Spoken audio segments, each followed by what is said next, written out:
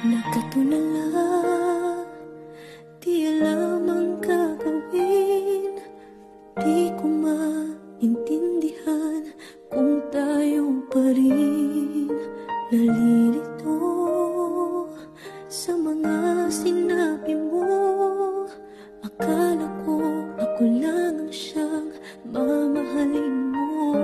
Bigla kang nagbago, di ko alam ang dahilan. Ako ba iiwan mo? Di man lang nagpapaalam.